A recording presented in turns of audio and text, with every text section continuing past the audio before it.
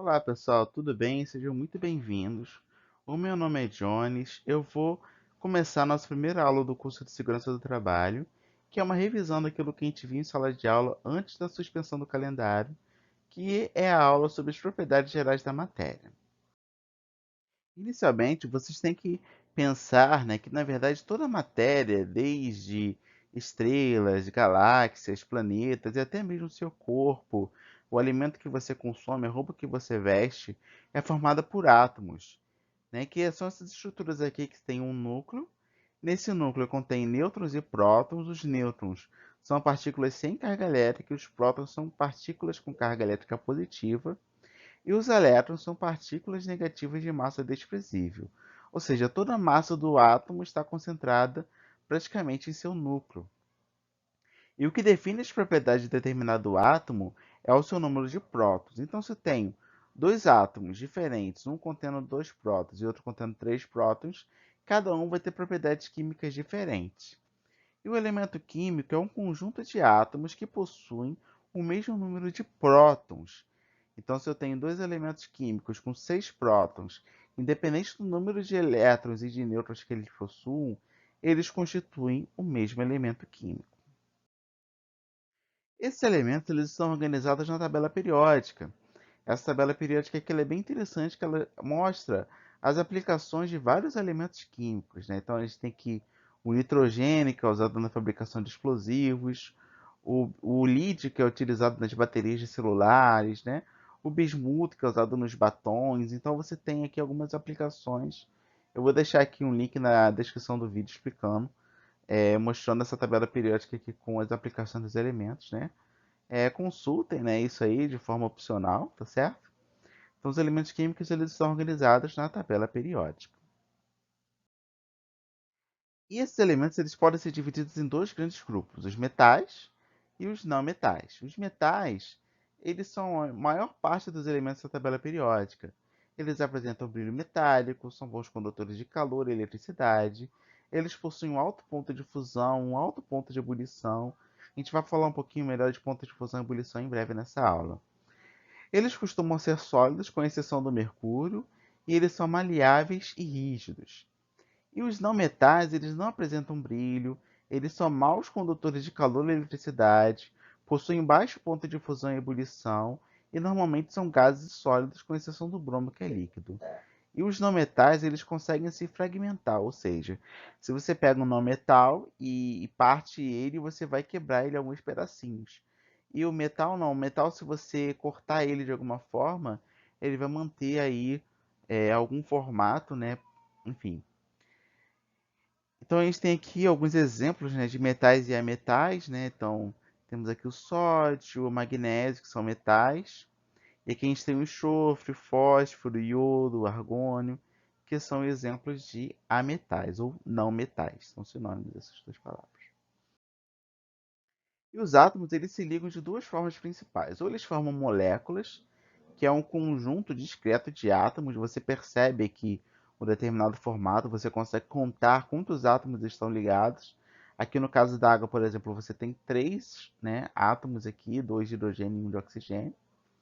Enquanto que o ferro puro, né, ele tem forma um aglomerado, que é um conjunto de átomos que você não consegue perceber onde é que termina, né, e onde começa esse aglomerado de átomos. Isso aqui ele é uma indefinido, tá? Se você fosse do tamanho de um átomo, você não veria o final dessa carreirinha de átomos aqui que formam o ferro puro ou os outros aglomerados. E assim, tanto moléculas como aglomerados, elas se formam de três tipos principais. Ou fazem ligação iônica, ou fazem ligação covalente, ou fazem uma ligação metálica. A ligação iônica e a ligação metálica formam aglomerados, enquanto que as ligações covalentes elas formam moléculas. Então vamos falar um pouquinho de cada uma delas. A ligação iônica é uma ligação que acontece entre íons. Por exemplo, aqui o sódio mais e o cloro menos, né? Esses dois íons aqui, eles se atraem um ao outro por uma atração eletrostática. Então você tem aqui uma ligação iônica. Quando você tem elementos, né, átomos que compartilham elétrons dessa forma aqui, você tem uma ligação covalente. Então aqui você tem aqui um elétron aqui que está sendo compartilhado pelos dois átomos, tanto esse daqui quanto esse daqui. Esse aqui é uma molécula da água simplificada. E, por fim, a gente tem a ligação metálica, que é a ligação que é formada entre metais, né? Então você tem aqui os elétrons que ficam circulando por toda a superfície do metal. E, na verdade, quando você vê um pedaço de metal brilhando, na verdade você está vendo os elétrons em movimento na ligação metálica. A ligação iônica é formada por um metal e um não metal. A ligação covalente é formada por ametais e a ligação metálica é formada apenas por metais. Então, a gente precisa falar um pouquinho sobre o que é substância e o que é mistura. Vamos olhar aqui essa imagem daqui. Repara que aqui você tem uma composição fixa, tá vendo? Você vê lá um átomo de oxigênio, dois átomos de hidrogênio. Então, isso aqui a gente tem um copo de água pura, né, sem nada dissolvido nela. E aqui você tem uma substância. Essa substância, ela tem propriedades muito bem definidas. Ela ferve numa certa temperatura, ela congela numa certa temperatura, ela tem uma densidade, né, sempre igual em qualquer lugar que você esteja. E aqui você tem uma outra substância, que no caso é cloreto de sódio. Então aqui você tem o átomo de cloro, o azulzinho, o átomo de sódio, que é o verdinho, né? Essas cores aqui são cores de fantasia, pessoal. Isso aqui também vai ter propriedades muito bem definidas. Quando você mistura essas duas substâncias, você cria uma coisa que é chamada de mistura, óbvio. E a mistura, ela tem uma composição variável, que depende de quanto de cada substância você coloca naquela mistura. Né? Aqui a gente tem alguns exemplos, por exemplo, aqui a água destilada, né? Uma substância pura. Uma mistura, a gente tem aqui o álcool hidratado, que vai ter o etanol e água formando essa mistura. Aqui você tem uma outra substância pura, que é o gelo com água. Por mais que ela forme aqui duas porções visíveis separadas, elas são a mesma substância. Portanto, isso aqui é uma substância pura em estados físicos diferentes. E aqui você tem uma outra mistura, que é o caso da água e do óleo. Quando você tem, né, misturas, elas têm as fases, né, que são essas porções aqui de matéria visíveis. Então, a mistura bifásica, ela vai ter duas fases. Olhando para cá, a gente vai ter essa fase aqui rosinha e essa fase aqui azul. Né? Então, você tem aqui a mistura de bifásica. Você pode ter a mistura trifásica, que é aquela que apresenta três fases, uma mistura polifásica, que apresenta quatro fases, ou então você pode até mesmo ter uma mistura que tem apenas uma fase, que é no caso, por exemplo, do álcool hidratado, que é o álcool 70, o álcool 96, etc. Essas misturas que têm apenas uma fase são chamadas de misturas homogêneas. E as misturas que têm mais de uma fase são as misturas heterogêneas. Então, aqui no caso, o álcool hidratado é uma mistura homogênea e essa água com óleo aqui você faz uma mistura heterogênea. As misturas homogêneas são chamadas de soluções. Essas moléculas ou aglomerados, elas se apresentam em três estados físicos principais: o estado sólido, o estado líquido e o estado gasoso. O estado sólido ele apresenta um volume definido e uma forma definida, ou seja, independente do recipiente que você adiciona esse sólido, ele vai manter o mesmo formato e o mesmo volume. O líquido ele apresenta um volume definido e uma forma variável, ou seja, o seu volume permanece o mesmo, porém a sua forma depende do recipiente que o contém. E o gasoso ele vai ter um volume variável e uma forma variável. O estado gasoso ele ocupa todo o recipiente que ele está contido.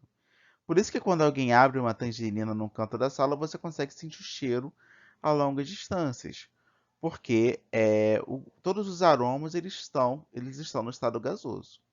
Então, o gás ele ocupa todo o recipiente que está contido. Os três desenhos aqui do lado estão na mesma temperatura. O que muda aqui entre eles são as forças de atração entre os átomos e as moléculas.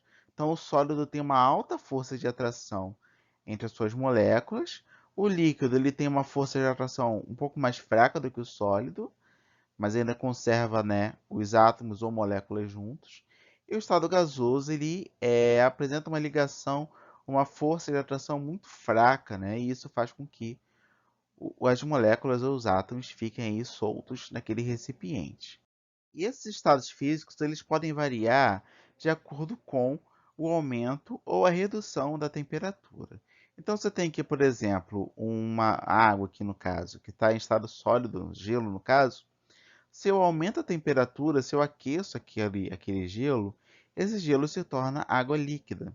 Se eu continuo aquecendo, a água líquida se torna vapor, né? Então, o vapor d'água ele é incolor e é invisível quando misturado no ar.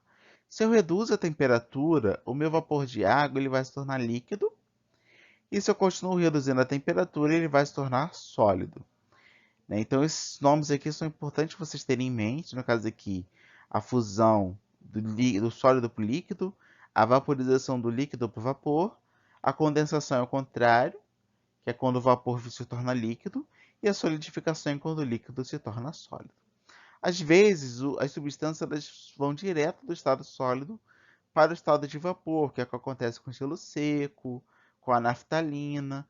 Ela passa direto do estado sólido para o estado gasoso, e esse processo é chamado de sublimação.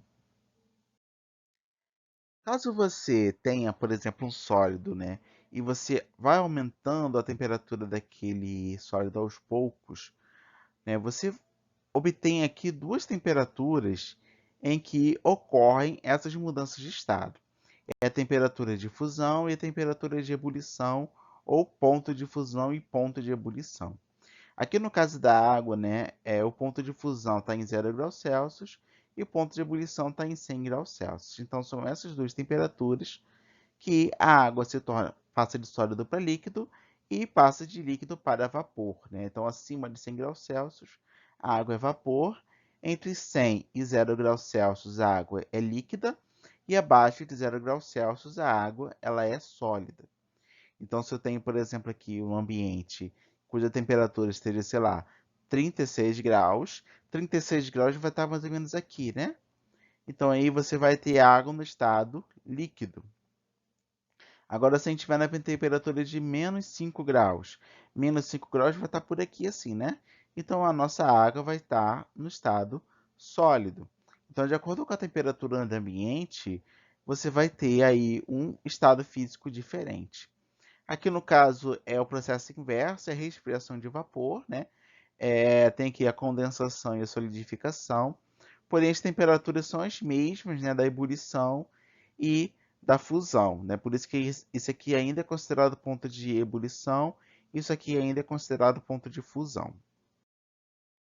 Então aqui tem um exercício aqui muito simples, né, para a gente encerrar nossa aula. Numa bancada temos 5 frascos fechados com rolha comum que contém separadamente os seguintes líquidos: etanol, pentano, anilina, benzeno e ácido acético. Então aqui a gente tem as temperaturas de fusão e de ebulição. Num dia de muito calor, em determinado instante, houve-se no laboratório um estampido, produzido pelo arremesso da rolha de um dos frascos para o teto.